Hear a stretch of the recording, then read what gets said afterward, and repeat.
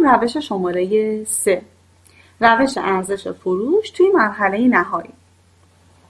خب این روش نامناسبی نیست، اما یه باگی داره، یه مشکلی داره. اون مشکلش هم اینه که اگه یک زمانی ارزش فروش نهایی یه محصول به خاطر هزینه‌های اختصاصیش باشه، اون وقت استفاده کردن از این روش خیلی منطقی به نظر نمیاد. ولی خب قانون خالی از لطف نیستش که یادش بگیریم و بدونیم که به چه صورت میشه عمل کرد باهاش. همون اطلاعات مسئله قبل، ولی این بار ما قیمت فروش نهایی هر محصول رو میدیم که به ترتیب برای الف 1100، ب 500، جیم 400 و دال 425 ریال. میریم توی اسلاید شماره 12 و حلش میکنیم.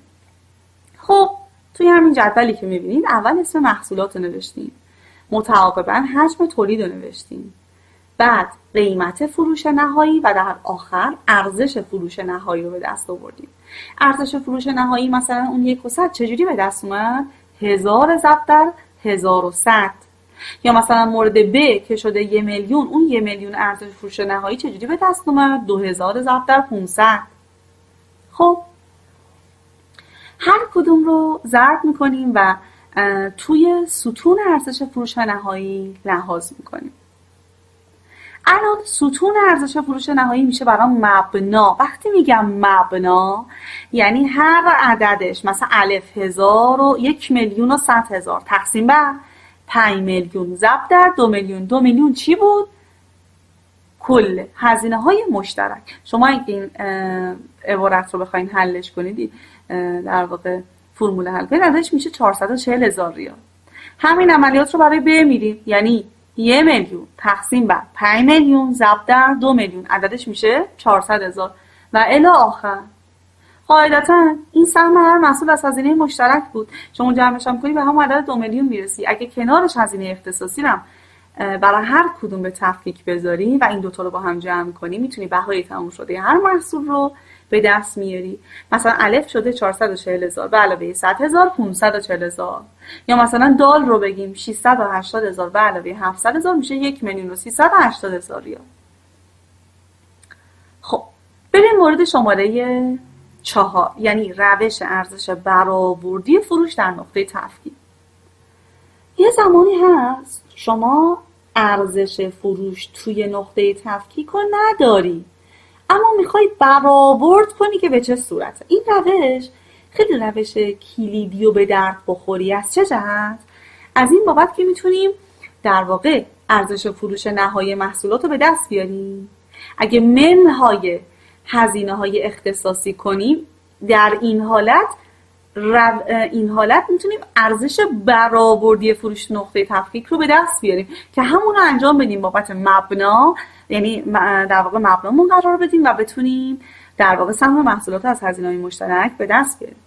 یعنی مثلا اگه بخوایم همین مسئله‌ای که در موردش صحبت کردیم رو با اطلاعاتی که توی این چند اسلاید قبلی بهمون داده اگه حلش کنیم بر اساس این روش، توی اسلاید شماره 14 مشاهده میکنید که یه جدولی باید تهیه کنیم، نام محصولات رو بنویسیم، حجم تولید، قیمت فروش نهایی، ارزش فروش نهایی. تا الان که شبیه قبل بود، اتفاق خیلی خارق‌العاده‌ای نبود ارزش فروش نهایی، تا اینجا که مثل قبل بود. اما الان که میخوام ارزش برآوردی فروش رو به دست بیارم، باید ستون هزینه اختصاصی رو بیارم.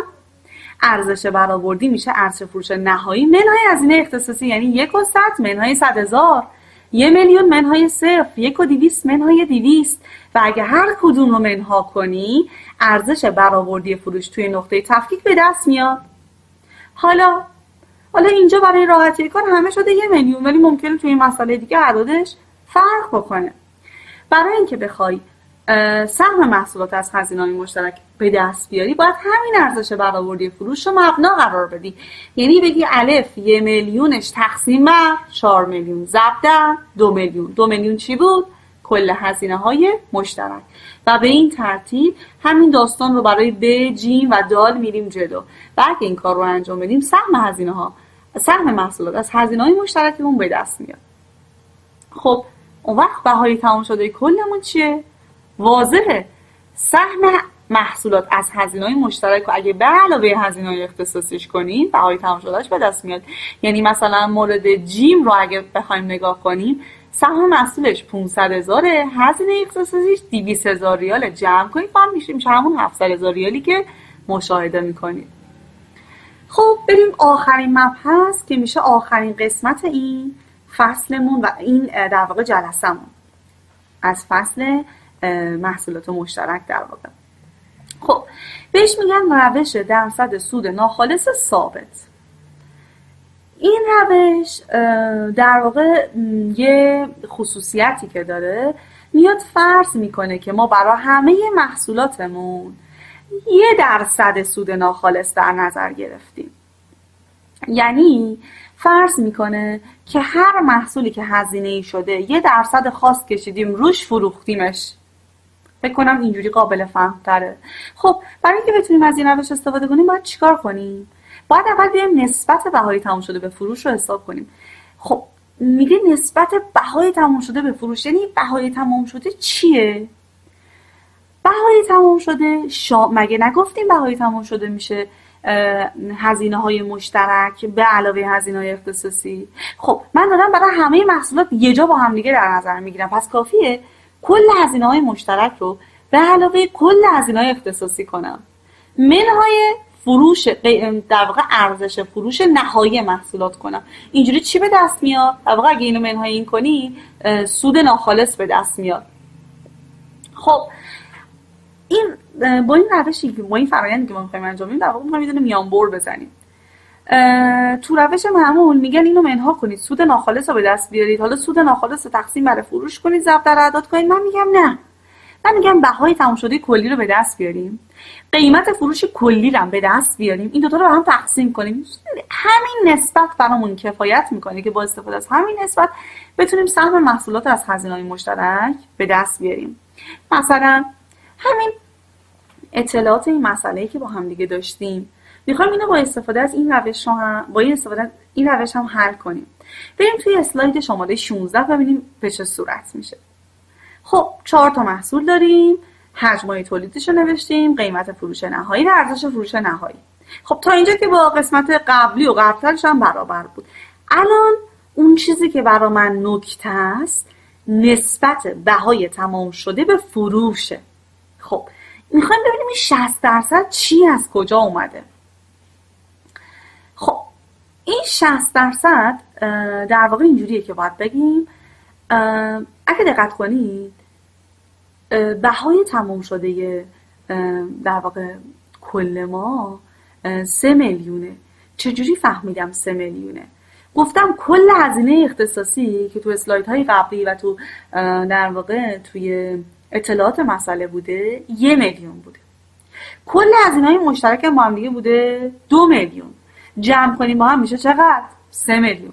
یعنی کافیه 3 میلیون رو تقسیم بر 5 میلیون کنیم. 5 میلیون از کجا آوردم؟ از جمع ارزش فروش نهایی. میشه چقدر؟ 60%. عدد 60% عدد ثابته، یعنی هم برای الف هم برای ب جیم و دال همین عدد رو مینویسم. حالا اگه این نسبت رو ضرب در ارزش فروش کنم بهای تمام شدهش به دست میاد. یعنی مثلا 60% رو ضرب در 100 کنیم میشه 660,000. 60% رو ضرب در 1 میلیون کنی 600,000 و الی آخر.